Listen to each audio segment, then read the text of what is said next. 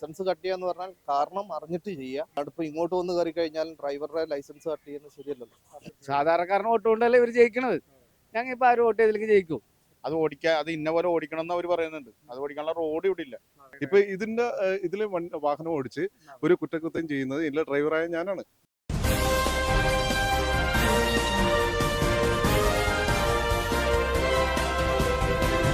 പുതിയ റോഡ് പരിഷ്കാരത്തെക്കുറിച്ച് എന്താണ് നിങ്ങളുടെ അഭിപ്രായം?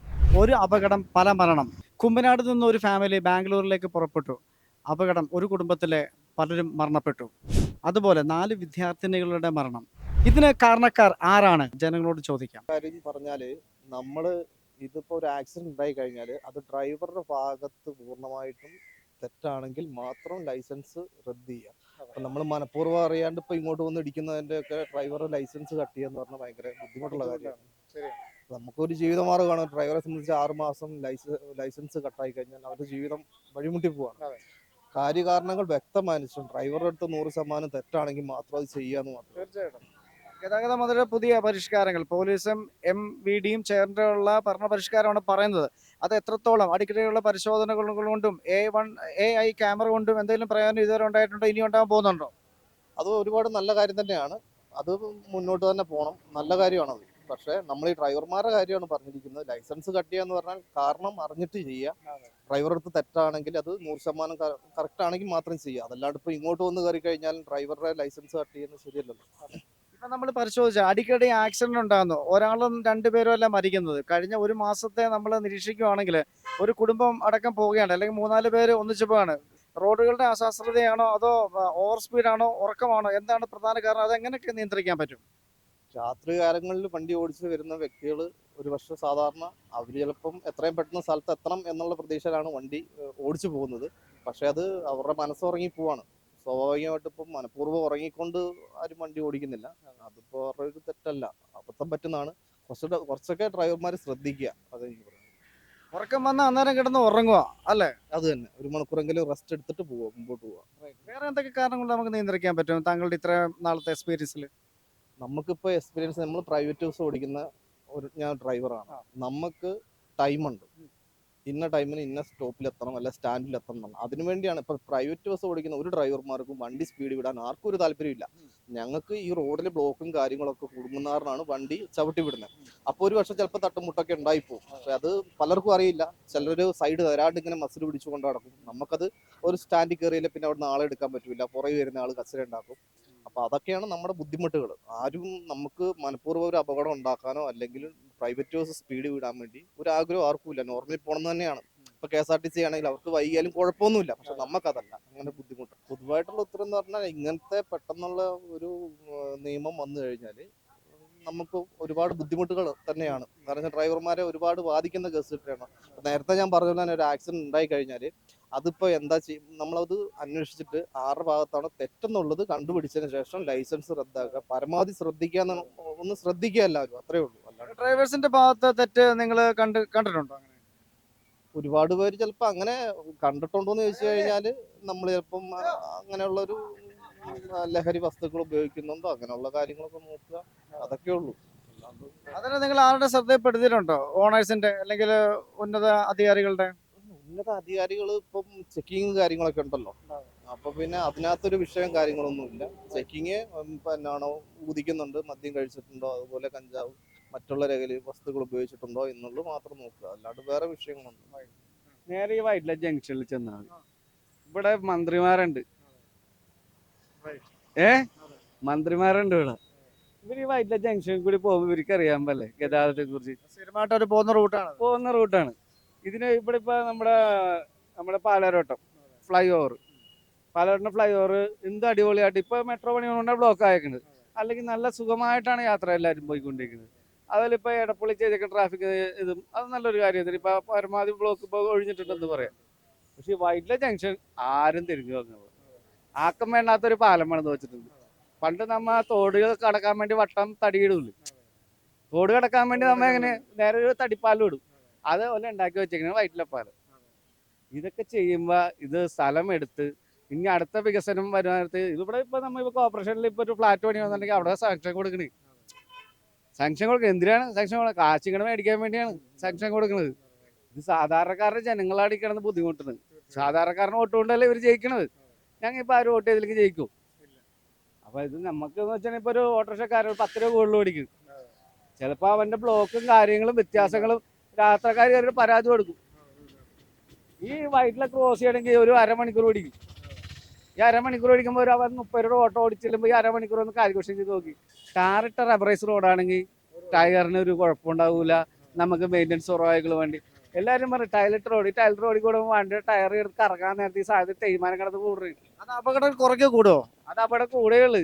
നമ്മ ഈ ടൈലറ്റ് റോഡിൽ കൂടി ഒന്ന് വണ്ടി ഒന്ന് ഓടിച്ചു നോക്കി. ഈ സാധനം പെട്ടെന്ന് തിരിക്കേണ്ട സ്ഥലത്ത് വെട്ടി പോകും വണ്ടി, ഒന്നല്ലെങ്കിൽ തെന്നി മാറി പോകും വണ്ടി ടൈലറ്റ് റോഡാണെങ്കിൽ. പക്ഷെ റബ്ബറൈസ് റോഡാണെങ്കിൽ പരമാവധി ആക്സിഡന്റ് കുറവായിക്കോളും. അതുപോലെ തന്നെ ഡ്രൈവറുടെ ലൈസൻസ് കട്ട് ചെയ്ത് 6 മാസത്തേക്ക് ഉപജീവന മാർഗമാണല്ലോ. മനഃപൂർവ്വം അല്ലെങ്കിൽ അത് തെളിയിക്കപ്പെടുന്ന രീതിയിൽ കണ്ടുപിടിച്ചിട്ട് പോരെ അങ്ങനെയുള്ള നിയമ നടപടികൾ. അതിനെക്കുറിച്ച് എന്താ പറയാനുള്ളത്? ഏതൊരു ഡ്രൈവർ ആയിക്കോട്ടെ തൊഴിലാണ്. ഇപ്പൊ ഒരു ഗവൺമെന്റ് ഉദ്യോഗസ്ഥനായിക്കോട്ടെ, അവർക്ക് 6 മാസം ചിലപ്പോൾ ഒരു 6 മാസം സസ്പെൻഡ് കൊടുക്കില്ല. സസ്പെൻഷൻ ഒക്കെ വെറുതെ പറയണം. പിന്നെ ആരെങ്കിലും ഏതെങ്കിലും രാഷ്ട്രീയക്കാർ കുത്തി അതിന്റെ പുറകെ നടന്നാൽ മാത്രം സസ്പെൻഷൻ ഉള്ളു. ഈ സാധാരണക്കാരുടെ ഒരു തെറ്റ് ചെയ്തിട്ടുണ്ടെങ്കിൽ ഉടനടി നടപടി, പേപ്പറിൽ ഫോട്ടോ. എന്തിനാണ് ഇത്? ആരൊക്കെ അടിക്കാൻ വേണ്ടിയാണ്? പക്ഷെ ഒരു VIP അടിക്കുകയാണെങ്കിൽ അവന്റെ പേപ്പറിൽ ഫോട്ടോ വരും. ഞങ്ങൾ കുഴിക്കാൻ നടപടിയില്ല. കുഴിയല്ലല്ലോ, എറണാകുളം കുളോള് തമാശല്ലേ. എറണാകുളം കുളോന്നല്ലേ പറയും. ഈ റോഡിന്റെ അവസ്ഥ ആലോചിച്ചു. ഒന്ന് MG റോഡ് വരെ ഒന്ന് യാത്ര ചെയ്ത് നമ്മ പറയണ്ടല്ല, നമ്മ പറയേണ്ട ആവശ്യമില്ല. ഇത് വണ്ടികൾ പെരുകണേണ്, അതനുസരിച്ച് റോഡിന്റെ വീതികൾ കൂടുന്നില്ല. പേരെന്താണ്? എന്റെ പേര് ഷിജു. ഷിജു ഇവിടെ ഓടുന്നല്ലേ വൈറ്റില? അതെ. ഒരു കാര്യം ശ്രദ്ധിച്ചിട്ടുണ്ടോ? മെട്രോ പില്ലറിന് അടുത്തുള്ള റോഡിന് അടുത്തുള്ള സ്ഥലത്ത് ബഡ്ജ് ചെയ്ത് റോഡ് പൊങ്ങിയിരിക്കുന്ന കണ്ടിട്ടുണ്ടോ? ഈ ഇളംകുളം തൊട്ട് ഇവിടെ എത്ര മരണങ്ങൾ നടന്നിട്ടുണ്ടെന്ന് അറിയാം. ഈ ഇളംകുളത്ത് അതിന് മേലധികാരികളെ പിടിച്ചോ? ഫൈൻ അടപ്പിച്ചോ? ദൂരമില്ല. ഇവിടെ ഒരു ഓട്ടോറിക്ഷക്കാരൻ തെറ്റ് ചെയ്താൽ അപ്പൊ തന്നെ പേപ്പറിൽ വന്നെയാണ് അവന്റെ ലൈസൻസ് കാർഡ്. അവൻ ഇത്ര പിഴ ചുമത്തി. അത് അവർക്കൊരു പേരെടുക്കാൻ വേണ്ടിയാണ് കാണിക്കണം. ഇപ്പൊ ഞാൻ പറയല്ല, വെഹിക്കിൾമാർ കാശ് പിടിക്കണില്ല, പോലീസുകാർ കാശ് പിടിക്കണില്ലേ? ഇത് ഏതെങ്കിലും പത്രത്തിൽ വരാറുണ്ടോ? എല്ലാ എഞ്ചിനീയർമാർ കാശ് മേടിക്കണല്ലേ, കോർപ്പറേഷൻ കാശ് മേടിക്കണല്ലേ, MLA എല്ലാവരും കാശ് മേടിക്കണമെന്ന് അറിയാം. ഇവരാരെങ്കിലും പേപ്പറിൽ വരാറുണ്ട്. ഇവിടെ 7 മരണം നടന്നിട്ടുണ്ട് ഇളംകുളത്ത്. ഇതിന്റെ മെയിൻ കാരണം ഈ മെട്രോന്റെ തൂണിന്റെ ഇത് ഇരുന്നേക്കണ റോഡ് ഇരുന്നതുകൊണ്ട് ഈ സാധനം ഫില്ലർ ഒരിക്കലും താഴില്ല. ഫില്ലറിന്റെ അവിടെ സാധനം പൊങ്ങി ഹൈറ്റ് ആയിട്ട് ഇങ്ങനെ ഈ സാധനത്തെ ചെന്ന് വണ്ടി കേറാൻ നേരത്തെ തെന്നി മാറി ബാലൻസ് പോവും, തെന്നി പോണേ വണ്ടി. അപ്പൊ നമുക്കിത് ഡെയിലി അറിയാവുന്നതുകൊണ്ട് നമ്മ അവിടെ ചെല്ലുമ്പോ കറക്റ്റ് ആയിട്ട് നമ്മൾ ശ്രദ്ധിക്കും. ഇത് അറിയാൻ ആദ്യമായിട്ട് വന്നവന് ഇത് അറിയില്ല എന്താ സംഭവം. ഇതുമ്മ കയറി കഴിഞ്ഞാൽ എന്താ സംഭവിക്കണമെന്ന് അറിയാനും പാടില്ല. അവന്റെ വണ്ടി വെട്ടി തിരിഞ്ഞു പോകും, നേരെ ഒന്നല്ലെങ്കിൽ മറിയും. ഇത് സംഭവിച്ചിട്ട് എത്ര ആള്? 2-3 വർഷമായില്ലേ ഇതിങ്ങനെ പൊങ്ങി കിടക്കാൻ തുടങ്ങിയ റോഡ്? 2-3 ഇത് തുടങ്ങി മെട്രോ എന്നാണ് ഓപ്പൺ ചെയ്തത് എനിക്കറിയില്ല, ഞാൻ മറന്നു ആ വർഷം. ഇത് വർഷം കഴിഞ്ഞ് 2 വർഷം കഴിഞ്ഞപ്പോ റോഡ് ഇരിക്കാൻ തുടങ്ങി. ഇത്രയും വർഷങ്ങൾ കറഞ്ഞു, ഇത്രയും മരണങ്ങൾ നടന്നു, അധികാരികൾ അനങ്ങിയിട്ടില്ല, അതിന് പണിഷ്മെന്റ് ഇല്ല, ഫൈൻ ഇല്ല. സാധാരണക്കാരന്റെ മേലില് സാധാരണക്കാരനാണെങ്കിൽ ഞാൻ പറഞ്ഞില്ല, ഇത് പറയാനായിട്ട് ഒന്നുമില്ല. സാധാരണക്കാരൻ അവർക്ക് പേരെടുക്കാൻ വേണ്ടിയാണ്. ഇപ്പൊ ഞാൻ പറയാം, ഏറ്റവും ഫേമസ് ആയ ഒരു സാധനമാണ് ഓട്ടോറിക്ഷ, സാധാരണക്കാരന്റെ വാഹനമാണ്. അപ്പൊ ഈ ഓട്ടോറിക്ഷയിൽ ഇപ്പൊ വെഹിക്കിൾ ആണെങ്കിൽ പോലീസുകാരൊന്നും അങ്ങനെ പറയാറുന്നില്ല. അവര് നമ്മളെ അങ്ങനെ ഉപദ്രവിക്കണമെന്ന് നമ്മൾക്കായിരുന്നില്ല. വെഹിക്കിൾമാർ ഇപ്പോൾ ലൈസൻസ് സസ്പെൻഡ് ചെയ്യണ്. എത്ര വെഹിക്കിൾ കാശ് മേടിക്കണമെന്ന് എനിക്കറിയാം. ഇല്ലെന്ന് പറയാൻ പറ്റില്ല. വെഹിക്കിൾ മേടിക്കണം നമുക്കറിയാം, കാശ് മേടിക്കണമെന്ന് അറിയാം. പക്ഷെ നമ്മളുടെ പേരൊന്നും പറയണമെന്നില്ല, നമുക്ക് മോശക്കേടാണ്. എന്തൊക്കെ ചെയ്താൽ അപകടങ്ങൾ കുറയ്ക്കാൻ പറ്റും? അപ്പോൾ താങ്കൾ ഓട്ടോ നിരത്തിൽ ഓടിക്കുന്ന വർഷങ്ങളെ എക്സ്പീരിയൻസ് ഉണ്ട്. എന്തൊക്കെ കാര്യങ്ങൾ ചെയ്തു കഴിഞ്ഞാൽ അത് ഓട്ടോക്കാർക്കും പ്രത്യേകിച്ച് മറ്റുള്ള ഡ്രൈവേഴ്സിനും ഗുണകരമായി, സാധാരണ സമൂഹത്തിനും ഗുണകരമായ രീതിയിൽ മാതൃകാപരമായിട്ട് എങ്ങനെ ഇവിടെ റോഡ് ഗതാഗതം അല്ലെങ്കിൽ ഇവിടുത്തെ ട്രാഫിക് സംവിധാനങ്ങളെ മെച്ചപ്പെടുത്തിയെടുക്കാൻ സാധിക്കും? ഇവിടെ ഇപ്പൊ തന്നെ ലുലുമാൾ ഇരിക്കുന്നു. ആരെങ്കിലും അവിടെ കൊണ്ട് സാങ്ഷൻ കൊടുക്കോ? അതേപോലത്തെ സ്ഥലങ്ങളിൽ നിന്ന് ഒരിക്കലും സാങ്ഷൻ കൊടുക്കരുത്. ഇപ്പൊ തമിഴ്നാട്, ഞാൻ പണ്ട് വേളാങ്കണ്ണിക്ക് പോകാൻ നേരത്ത് എനിക്കൊരു 10, 14, 15, 16 വയസ്സുണ്ടാവും. അപ്പൊ ഞാൻ ഒരു ഹോട്ടലിൽ കയറി, 1 കിലോമീറ്റർ മാറിയിട്ട റോട്ടിൽ നിന്ന് ഹോട്ടലിൽ കയറി. അപ്പൊ ഞാൻ ചോദിച്ചത്, ചേട്ടാ എന്തിനാ ഇവിടെ അറ്റത്തുകൊണ്ട് വെച്ചേക്കണെന്ന് വെച്ചു. അപ്പൊ അന്നത്തെ കാലത്ത്, എനിക്ക് 14 വയസ്സുള്ള കാലത്താണ് ഈ പറയണത്. അപ്പൊ അവര് പറഞ്ഞതെന്ന് വെച്ചാൽ സാങ്ഷൻ കിട്ടൂല ചേട്ടാന്ന്. അപ്പൊ 1 കിലോമീറ്റർ ഞാൻ നടന്ന വേണം ഹോട്ടലിൽ കയറാൻ. അപ്പൊ ഇവിടെയാണെങ്കിൽ ഇവിടെ 300 മീറ്റർ മാറിക്കൊടുത്ത് അപ്പൊ സാങ്ഷൻ കൊടുക്കണേ. എന്തിനാ? ഗവൺമെന്റ് കാശ് കിട്ടണം. എന്താ പറയാ, തമിഴ്നാട്ടിൽ പോയി നോക്കും അവിടുത്തെ റോഡിന്റെ കാര്യം. അവിടുത്തെ റോഡിന്റെ സ്പെഷ്യാലിറ്റി ഒന്ന് കാണണ്ടൊക്കെ. ഇവിടെ റോഡിന് സിഗ്നൽ വെക്കുന്നു, ഒരിക്കലും സിഗ്നൽ വെക്കാൻ പാടില്ല. എന്ന് വെച്ച് കഴിഞ്ഞാൽ ഇവിടെ സിഗ്നൽ വെക്കണ ഗവൺമെന്റ് കാശ് ഉണ്ടാക്കാൻ വേണ്ടി. പക്ഷെ തമിഴ്നാടും മറ്റുള്ള സ്റ്റേറ്റുകളും ചിന്തിക്കുന്ന റോഡിന് ബ്ലോക്ക് കുറക്കുക. അവർക്ക് വണ്ടിയുടെ കയ്യിൽ നിന്ന് കാശ് മേടിക്കേണ്ട ആവശ്യമൊന്നുമില്ല. A1 ക്യാമറ എങ്ങനെയാണ്, ഫലവത്താണ്? അത് ഫലവത്താ. നഷ്ടത്തിന്റെ എത്ര കോടികളാണ്. ഈ കോടികളുണ്ടെങ്കിൽ ഏതെങ്കിലും സാധാരണക്കാരന് വീട് വെച്ച് കൊടുക്കാൻ പോലെ, അല്ലെങ്കിൽ ഏതെങ്കിലും ഹോസ്പിറ്റലിൽ കിടക്കുന്ന ചികിത്സിക്കാൻ കാശ് കൊടുക്കാൻ പോലെ. ഇപ്പൊ തന്നെ മോദിയുടെ 5 ലക്ഷം സ്കീമുണ്ട്. ഒരു പ്രൈവറ്റ് ഹോസ്പിറ്റലും ഇപ്പൊ ആകെ ഇവിടെ എറണാകുളത്തുള്ള പ്രൈവറ്റില് നമ്മുടെ സൺറൈസിൽ എടുത്തോണ്ടെന്ന് വെച്ചത് ഇപ്പൊ അവരെടുക്കണില്ല. സാധാരണ അവര് പറയുന്നത് ഗവൺമെന്റ് ഞങ്ങൾക്ക് കാശ് തന്നില്ല, അതുകൊണ്ട് ഇനി ഇങ്ങോട്ട് വരണ്ട, ഈ 5 ലക്ഷം സ്കീമായിട്ട് ഇങ്ങോട്ട് വരണ്ട. ഇതൊക്കെ ഏതെങ്കിലും രാഷ്ട്രീയക്കാർ ചോദിക്കണ്ട. ഗവൺമെന്റ് ഏതായിരിക്കോട്ടെ, ഞാനൊരു കോൺഗ്രസ്സുകാരനാണ്, ഏതോ ആയിക്കോട്ടെ, പക്ഷെ ജനങ്ങൾക്ക് കിട്ടുന്ന സാധനം മേടിച്ചു കൊടുക്കണ്ടേ. വേറെ കാര്യം ചോദിക്കുന്നുണ്ട്. നമ്മളിപ്പോ 2 വരി പാത അല്ലെങ്കിൽ 4 വരി പാത നമ്മളിപ്പോ ക്രമീകരിക്കുകയാണെങ്കിൽ സത്യത്തിൽ ഈ കാലയളവിൽ അത് 8 വരി പാതയോ 16 വരി പാതയോ ആയിരിക്കാം ജനത്തിന് പ്രയോജനപ്പെടുക, അല്ല രാജ്യത്തിന് പ്രയോജനപ്പെടുക. അതിന് പകരം 8 വരി പാതയോ 16 വരി പാതയോ നിർമ്മിക്കുന്നതിന് പകരം ഇപ്പോഴും 2 വരി പാതയും 4 വരി പാതയും നിർമ്മിക്കുന്നതിനോട് എന്താണ് പറയാനുള്ളത്? താങ്കൾക്ക് പറയാനുണ്ടാവും. റോഡിന് വികസനം വന്ന നല്ല കാര്യം തന്നെ, അത് ഞാൻ നല്ല കാര്യം തന്നെ. ഇപ്പൊ NH പണിയാണ് നല്ല കാര്യം തന്നെ, ഇല്ലെന്ന് ഞാൻ പറയണില്ല. അത് നമുക്ക് യാത്രാ സൗകര്യങ്ങൾ ഉണ്ടാവും. ഈ യാത്രാ സൗകര്യം കൂടുന്തോറും ചിലപ്പോൾ ഒരുപാട് കുടുംബങ്ങൾ അതിൽ നിന്ന് ഒഴിഞ്ഞു പോകേണ്ടി വരും. അപ്പൊ അതൊക്കെ ബുദ്ധിമുട്ടാണ്, ഇല്ലെന്ന് നമ്മൾ പറയണില്ല. അവർക്ക് തത്തുല്യമായ സംവിധാനങ്ങൾ ഏർപ്പെടുത്തണം. തീർച്ചയായിട്ടും. ഇപ്പൊ നമ്മുടെ പണ്ട് കണ്ടെയ്നർ റോഡ് വന്ന് ഇപ്പോഴും പുനരധിവാസം റെഡിയായിട്ട് എത്ര പേർക്ക് കിട്ടാനുണ്ട്. അപ്പൊ അതേപോലത്തെ പൊടി ഒഴിപ്പിക്കുമ്പോ അതേപോലെ അവർക്കും കിട്ടണ്ടേ, കിട്ടണ്ടേ. ജനങ്ങളെ ദ്രോഹിക്കാത്ത തരത്തിലുള്ള രാജ്യപുരോഗതി ആണ് നടക്കേണ്ടത്. തീർച്ചയായിട്ടും. Okay, thank you. വളരെ നന്നായിട്ട് പറഞ്ഞു. ഇത് കേന്ദ്ര നിയമമാണ്, ഇത് പാർലമെന്റ് പാസ്സാക്കണം. അങ്ങനെ ഒരുപാട് നടപടിക്രമങ്ങളില്ലേ, ഇതൊക്കെ ഒരു ഊഹാപോഹങ്ങൾ മാത്രമല്ലേ. അല്ല, എങ്കിൽ അങ്ങനെ നടന്നാൽ എന്തായിരിക്കും പ്രതികരണം? തെളിവുകളുടെ അടിസ്ഥാനത്തിലല്ലേ ചെയ്യാൻ പറ്റുള്ളൂ. ഇന്നെല്ലാ ഓടിക്കേറി വന്ന് കട്ട് ചെയ്യുന്നു, അങ്ങനെ ഒരു സംവിധാനം നമ്മൾ ആഗ്രഹിക്കുന്നില്ല, അത് അംഗീകരിക്കത്തുമില്ല. അല്ലല്ല, നമ്മുടെ നടപടിക്രമങ്ങൾ എന്താ, ഒരു കുറ്റം ചെയ്തിട്ടുണ്ടെങ്കിൽ അതിന് വിശദീകരണം ചോദിക്കണം. അതിന്റെ ആ പ്രൊസീഡിങ്സ് അനുസരിച്ച് മാത്രമേ പോകാൻ പറ്റുള്ളൂ. അങ്ങനെയാണെങ്കിൽ ഓക്കെ, അങ്ങനെയാണ് ചെയ്യേണ്ടതും. ഇപ്പോഴും ഈ ചലാൻ എന്ന് പറഞ്ഞ് ഫോട്ടോ എടുത്ത് വിടുന്ന പല കേസുകളും വിശദീകരണം ചോദിക്കുന്നില്ല. ഇപ്പൊ ഇതില് വാഹനം ഓടിച്ച് ഒരു കുറ്റകൃത്യം ചെയ്യുന്നത് ഇതിലെ ഡ്രൈവറായ ഞാനാണ്. ഇതിന്റെ RC ഓണർ ഉമ്മക്കലുസു എന്ന് പറയുന്ന സ്ത്രീക്ക് ഡ്രൈവിംഗ് ലൈസൻസ് ഇല്ല, അവർക്കാണ് ഈ ഫൈൻ മുഴുവൻ ചെല്ലുന്നത്. അപ്പൊ ഇത് തെറ്റായിട്ടുള്ള ഒരു നടപടിക്രമമാണ്. ആ തെറ്റായിട്ടുള്ള രീതി ചലഞ്ച് ചെയ്യേണ്ടത് തന്നെയാണ്, അത് ചോദ്യം ചെയ്യപ്പെടേണ്ടതാണ്. ഇത്തരത്തിലുള്ള തോന്നിയാസങ്ങൾ അനുവദിച്ചു കൊടുക്കാനും പാടില്ലാത്തതാണ്. ഇന്നിപ്പോ ഈ വൈറ്റ്ല മൊബിലിറ്റി ഹബ്ബ് വന്നതിന് ശേഷം കിലോമീറ്ററുകളോളം ബസ്സുകൾ ഡൈവേർട്ട് ചെയ്ത് വിടുന്നുണ്ട്. ഇതിന് വ്യക്തമായിട്ടുള്ള ഫെയർ സ്റ്റേജുകൾ സെറ്റ് ചെയ്യണം. 2.5 കിലോമീറ്ററിന് കുറ്റിയടിച്ച് തന്നെ ഫെയർ സ്റ്റേജ് സെറ്റ് ചെയ്യണം. ഇന്ന് സൗത്തിൽ നിന്ന് കലൂര് വരെയുള്ള ദൂരം 2.5 കിലോമീറ്റർ അല്ല, 5 കിലോമീറ്ററിന് മുകളിലാണ്. 2.5 കിലോമീറ്ററിലാണ് ഇന്ന് ഫെയർ സ്റ്റേജ് സെറ്റിംഗ് ഉള്ളത്. അപ്പൊ ഈ ഇത്തരത്തിൽ കാര്യങ്ങൾ നടപ്പിലാക്കിയെടുത്താൽ ബസ്സുകൾ ലാഭത്തിൽ ഓടുകയും ചെയ്യും. പ്രശ്നങ്ങൾ, ഈ തരത്തിലുള്ള മത്സരോട്ടങ്ങൾ, മറ്റ് പ്രശ്നങ്ങൾ ഉണ്ടാവില്ല. പിന്നെ ഈ വാഹനങ്ങളെ മുഴുവൻ താങ്ങാനുള്ള ശേഷി നമ്മുടെ സിറ്റിക്കില്ല എന്നുള്ളത് ആർക്കറിയില്ലാത്തത്. വീണ്ടും പുതിയ പെർമിറ്റുകൾ, ഒഫീഷ്യൽ പെർമിറ്റുകൾ വൈപ്പിന് ഇന്ന് സിറ്റിയിലേക്ക് കടന്നു വരാൻ റീജിയണൽ ട്രാൻസ്പോർട്ട് അതോറിറ്റി തീരുമാനിക്കുമ്പോൾ ഇവിടെ നിന്നുള്ള ബസ്സുകൾ അങ്ങനെ പോകില്ലേ. ഇവിടെ റോഡിന്റെ ശോചനീയാവസ്ഥയെ കുറിച്ച് എന്താണ് പറയാനുള്ളത്? ക്ലിയർ റോഡാണ് കൊച്ചിൻ സിറ്റിയിലുള്ളത്. ഇതിന് ഉത്തമ ഉദാഹരണം നമ്മുടെ വൈറ്റ്ല ഫ്ലൈ ഓവർ തന്നെയാണ്. കാരണം ഇത് വേണ്ടത്ര ശാസ്ത്രീയമായിട്ടുള്ള രീതിയിലല്ല ആ പാലം പണിതിട്ടുള്ളത്. ഇന്നും ഏറ്റവും കൂടുതൽ താഴെ കൂടി അണ്ടർപാസ് കൂടി പോകുന്ന വാഹനങ്ങൾ, യാത്രക്കാര് അനുഭവിക്കുന്ന ദുരിതങ്ങൾ ഇവർ കണ്ടില്ലാന്ന് നടിക്കുകയാണ് ചെയ്യുന്നത്. നാളത്തെ ഇതൊരു ഇലക്ഷൻ തന്ത്രമായിരിക്കാം ഇത് ക്ലിയർ ചെയ്യാന്നും പറഞ്ഞ്. ഞങ്ങളൊക്കെ ഈ ബ്ലോക്കിൽ കിടന്ന് നരയിക്കുന്ന ആൾക്കാരാണ്. ഇതിന് ഇന്ധന ചെലവ്, മാൻ പവർ എന്ന് വേണ്ട സകല പ്രയാസങ്ങൾ അനുഭവിച്ച് തന്നെ വാഹനം ഓടിക്കേണ്ട ഗതികേട് നമ്മുടെ ഭരണ സംവിധാനത്തിന്റെ കുഴപ്പമാണ്. നമ്മൾ പഴയ കാലഘട്ടത്തിലേക്ക് തിരിച്ചു പോകുന്നു. ഇത് ബ്രിട്ടീഷുകാർ ഭരിക്കുന്ന സംവിധാനത്തിലേക്ക് നമ്മൾ എത്തുന്നു. അവിടെ നിന്ന് എന്താണ് മാറ്റം വരേണ്ടത് അത് തന്നെയാണ് ഇവിടെ വരേണ്ടതുള്ളൂ. ഇപ്പോഴും ആ ഇതിൽ കൂടിയല്ലേ പോകുന്നത്. അവരെന്ത് പറയുന്നു അത് നാളെ നടപ്പിലാക്കേണ്ട ചെയ്യേണ്ട അവസ്ഥയിലേക്ക് ആണ് ഇത് പോകുന്നത്. ഇപ്പൊ ഈ കഴിഞ്ഞ മോട്ടോർ വെഹിക്കിൾ ആക്ട് റൂൾ അനുസരിച്ച്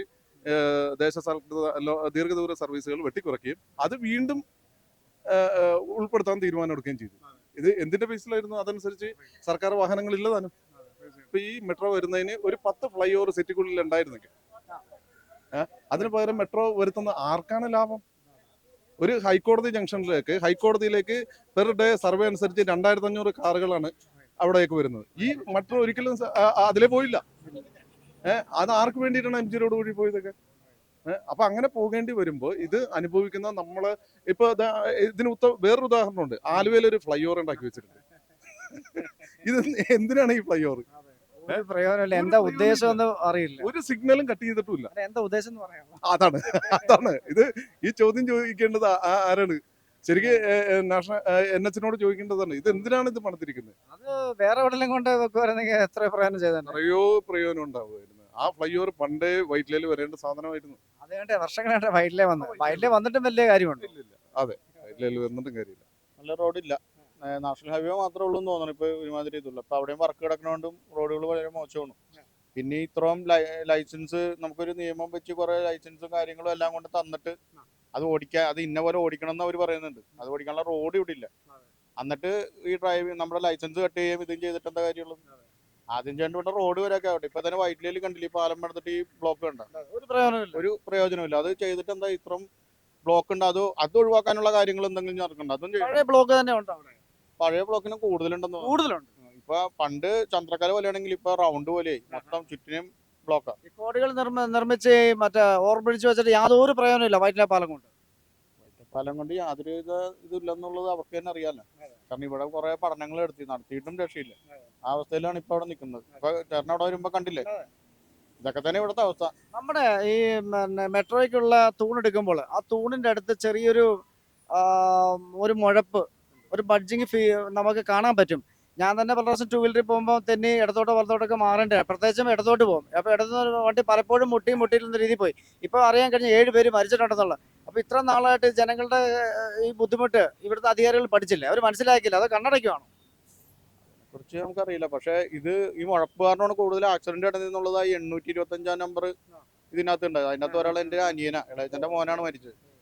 അപ്പൊ അന്ന് ഈ വണ്ടി സ്പാർക്ക് ചെയ്ത് അവിടെ വെച്ച് വണ്ടി പോണ സമയത്ത് സ്പാർക്ക് ചെയ്യണ ഒരു ഇത് കണ്ടായിരുന്നു.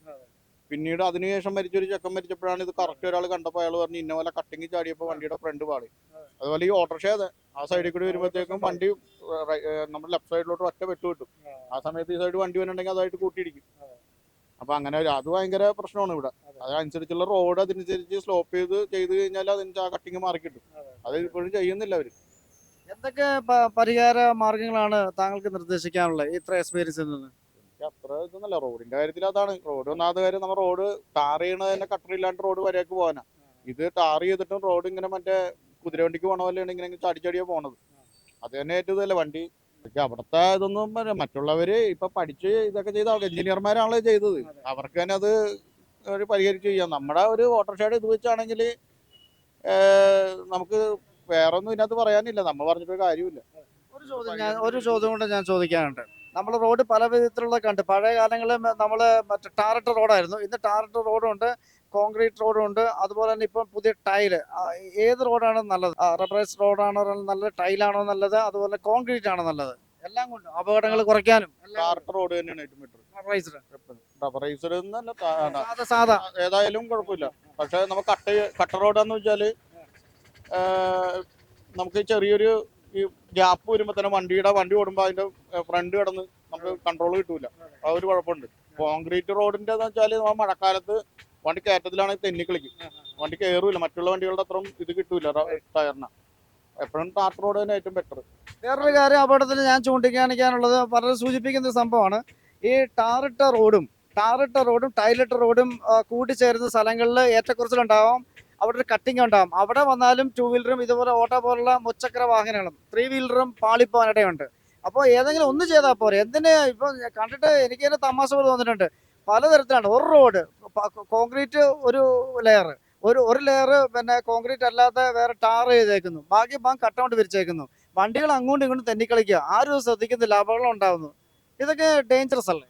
പിന്നെ അത് ഡേഞ്ചറസ് ആണ്. ഇവർക്ക് ശരിക്കും ഒരെണ്ണം ചെയ്താൽ മതി. കാരണം കട്ട വിരിക്കല് സ്വാഭാവികം കാണാനൊരു ഭംഗിയുണ്ടെന്നുള്ളൂ. ഇത് കട്ട തന്നെ പല റേറ്റ് ഉണ്ടാവും.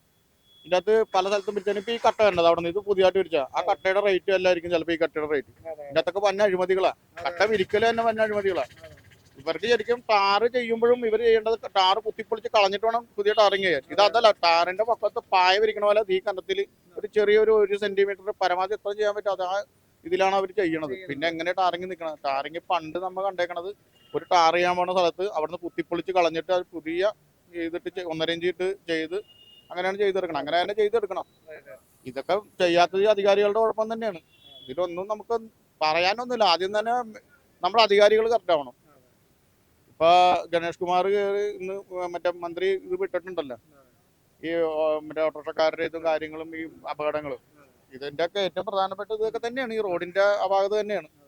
അതിനപ്പുറം വേറെ ഒന്നുമില്ല. അത് കഴിഞ്ഞാൽ ബാക്കിയുള്ള കാര്യങ്ങളുള്ളൂ. പിന്നെ ഡ്രൈവിങ്ങിൽ ഇപ്പൊ ഞാൻ ഓട്ടോറിക്ഷയുടെ ലൈസൻസ് എടുക്കുന്ന സമയത്ത് ഒരു വണ്ടി ഇങ്ങനെ ഓടിക്കണം, അല്ലെങ്കിൽ ഞാൻ ഓട്ടോറിക്ഷ ഓടാൻ തുടങ്ങിയിട്ട് ഒരു 2 വർഷത്തിന് ശേഷമാണ് എനിക്ക് വെഹിക്കിളിന്റെ ഒരു ടെസ്റ്റ് ചെയ്യാൻ ചെയ്യണത്. അത് അന്ന് നമുക്ക് കാക്കനാട് വെച്ചായിരുന്നു. എന്ന് വെച്ചാൽ ആ സമയത്ത് ഓട്ടോറിക്ഷ തൊഴിലാളികൾ അല്ലെങ്കിൽ ടാക്സിക്കാർ ജനങ്ങളോട് മോശമായിട്ട് പെരുമാറുന്നു എന്നുള്ളൊരു ഇത് വന്നു. അപ്പൊ ചാർജ് വർധനവ് നടന്നിട്ടുണ്ടായില്ല ആ സമയത്ത്. അപ്പൊ ചാർജ് വർധനവ് നടത്തിയിട്ട് 3 വർഷം 4 വർഷം കൊണ്ട് ആയി കഴിഞ്ഞപ്പോൾ സമയത്താണ് ഭയങ്കര പ്രശ്നമായിട്ടിരിക്കുന്ന സമയമാണ്. അപ്പൊ അന്ന് നിശാന്തിനി മേഡമാണ് അന്ന് ഇവിടുത്തെ DCP ആയിട്ട് ഇരുന്നത്. അപ്പൊ നമുക്ക് കാക്കനാട് ഒരു 50 തൊഴിലാളികളെ വെച്ച് അന്ന് ഒരു ക്ലാസ് കൊടുക്കുന്നുണ്ടായിരുന്നു. ആ ക്ലാസ്സിൽ ചെന്നപ്പോൾ അവിടുത്തെ അന്നത്തെ എറണാകുളത്തെ RTO ആയിരുന്നു തോന്നുന്നു, ഞാൻ ഓർക്കുന്നില്ല, ഒരു സാറാണ്. ആ സാറ് അന്ന് കറക്റ്റായിട്ട് ക്ലാസ്സുകൾ ഒരു വണ്ടി ഓടിക്കേണ്ടതും വണ്ടി അവിടെ കിടന്നു കഴിഞ്ഞാൽ അത് എങ്ങനെ കൊണ്ടുവരണം എന്നുള്ളതിന്റെ കറക്റ്റ് ക്ലാസ്സുകൾ ഞങ്ങൾക്ക് തന്നു.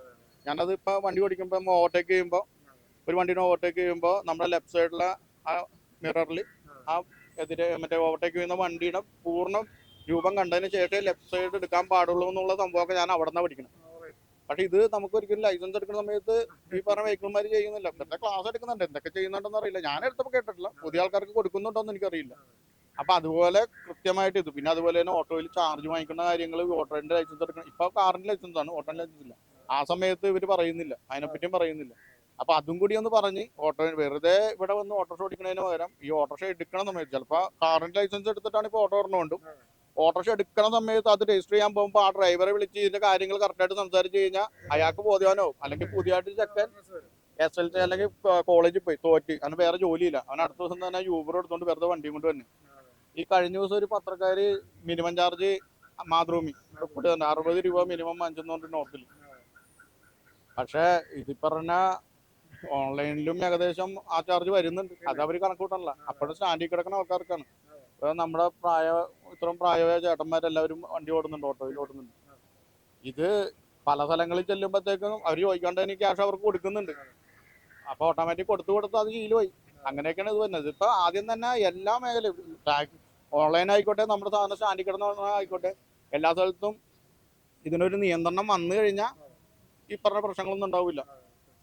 ഇപ്പൊ ഈ നമ്മുടെ ഓട്ടോ മേഖല ശക്തമാകുമ്പോഴത്തേക്കും ഓൺലൈനിൽ പൈസ കുറക്കും. ഇത് നിന്ന് പോയി എന്ന് വിചാരിച്ചോ, നാളെ അവർ പറയുന്ന ചാർജിന് നമ്മൾ ഓടണ്ടേ? അതാണ് വിഷയം. അല്ലാണ്ട് ചെയ്യുമ്പോൾ എല്ലാവർക്കും ഒരുപോലെ ചെയ്യണം, അല്ലെങ്കിൽ ഒന്നും ചെയ്യരുത്.